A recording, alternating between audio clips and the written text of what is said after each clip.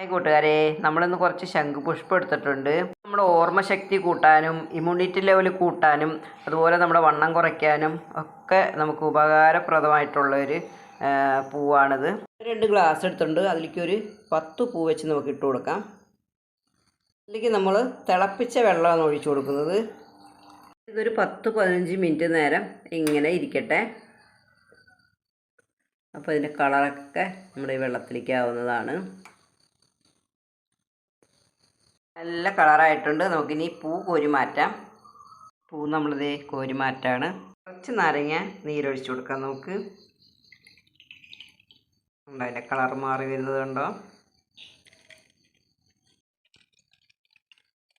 പകുതി നാരങ്ങ നമ്മൾ ചേർത്തിട്ടുണ്ട്. ഇതിലേക്ക് നമുക്ക് തേൻ ഒഴിച്ച് കൊടുക്കാം. മിക്സ് ചെയ്ത് കൊടുക്കാം. ചെറിയൊരു ചൂടുണ്ട് കേട്ടോ. നമ്മൾ തേനും കൂടെ ചേർത്തപ്പോൾ അടിപൊളി കളറായിട്ടുണ്ട് കേട്ടോ.